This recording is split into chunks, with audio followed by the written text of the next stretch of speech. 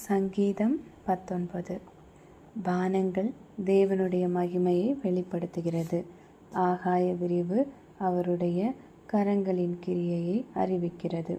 பகலுக்கு பகல் வார்த்தைகளை பொழிகிறது, இரவுக்கு இரவு அறிவை தெரிவிக்கிறது. அவைகளுக்கு பேச்சுமில்லை, வார்த்தையுமில்லை, அவைகளின் சத்தம் கேட்கப்படுகிறதுமில்லை. ஆகிலும் அவைகளின் சத்தம் பூமியெங்கும், அவைகளின் வசனங்கள் பூச்சக்கரத்து கடைசி வரைக்கும் செல்லுகிறது. அவைகளில் சூரியனுக்கு ஒரு கூடாரத்தை ஸ்தாபித்தார். அது தன் மணவரையிலிருந்து புறப்படுகிற மணவாளனை போலிருந்து பராக்கிரமசாலியைப் போல் தன் பாதையில் ஓட மகிழ்ச்சியாயிருக்கிறது. அது வானங்களின் ஒரு முனையிலிருந்து புறப்பட்டு அவைகளின் மறுமுனை வரைக்கும் சுற்றியோடுகிறது. அதன் காந்திக்கு மறைவானது ஒன்றுமில்லை. கர்த்தருடைய வேதம் குறைவற்றதும் ஆத்மாவை உயிர்ப்பிக்கிறதுமாயிருக்கிறது.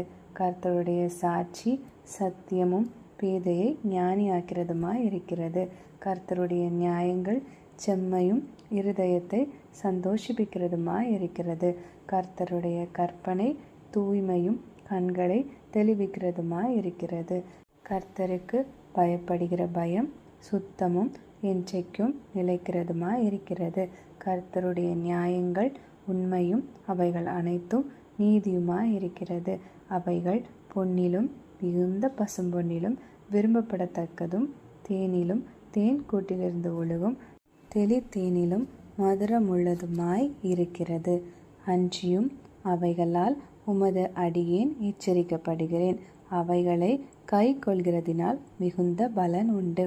தன் பிழைகளை உணர்கிறவன் யார்? மறைவான குற்றங்களுக்கு என்னை நீங்களாக்கும்.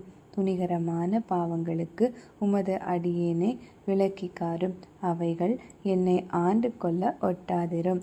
அப்பொழுது நான் உத்தமனாகி பெரும் பாதகத்துக்கு நீங்களாயிருப்பேன்.